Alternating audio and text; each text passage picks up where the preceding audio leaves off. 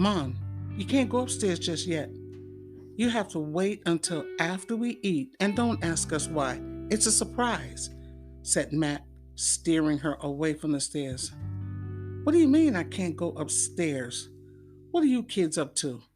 And your surprise better not be something you broke while chasing each other around my study.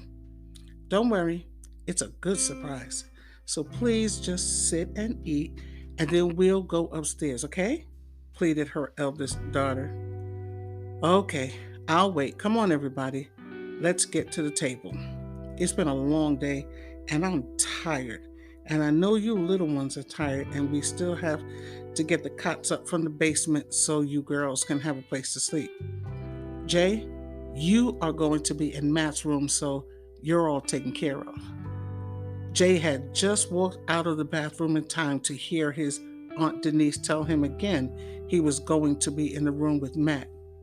He sucked his teeth and stuck his hands deep in his pocket and slowly made his way to the table.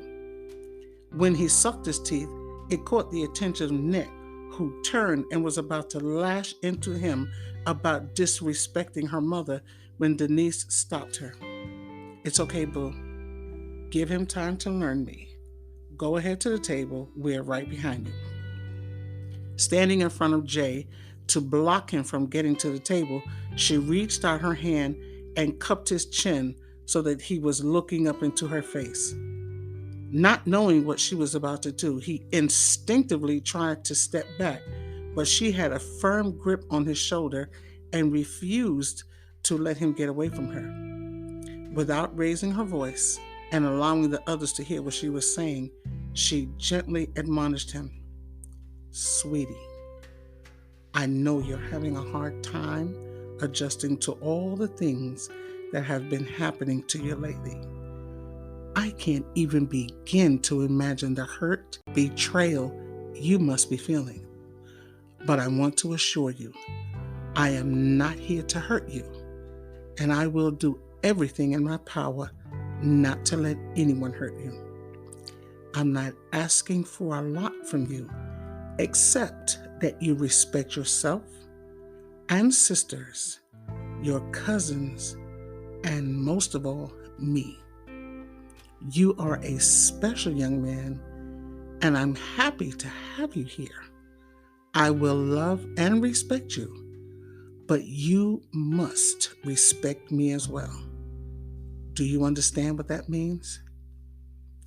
Jay just stood looking at this woman who had him trapped in her chin lock and refused to speak, knowing she was expecting him to start gushing and saying, "Oh, thank you for taking me in, Aunt Nisi, and I'll be a good boy and I'll respect you, blah, blah, blah."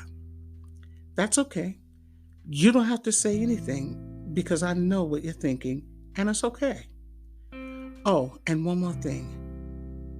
Do not ever suck your teeth when I tell you something. The best way to build a relationship between us is to do the right thing right from the beginning.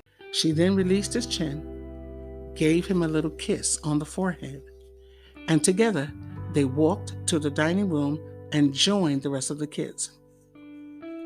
The Cooper children just listened as Denise and her children talked about the songs they were singing tomorrow in church.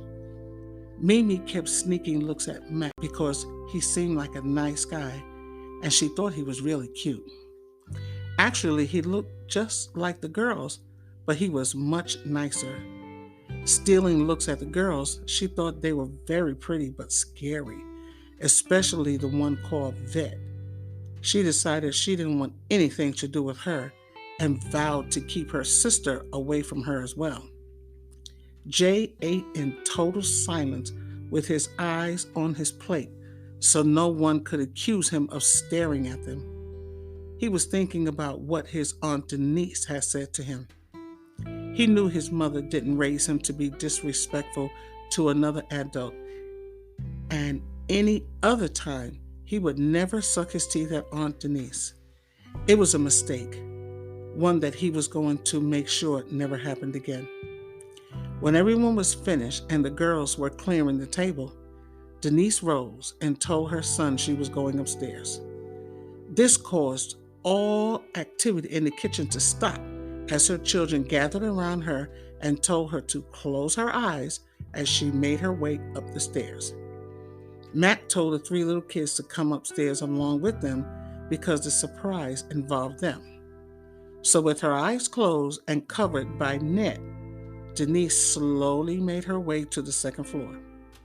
When she was standing in what she thought was her study, Net removed her hands and they all yelled, "Surprise!" When Denise looked at the room that used to be her study, but was now the bedroom for Mimi and Christine, she covered her mouth with her hands as tears of joy filled her eyes and slowly rolled down her cheeks.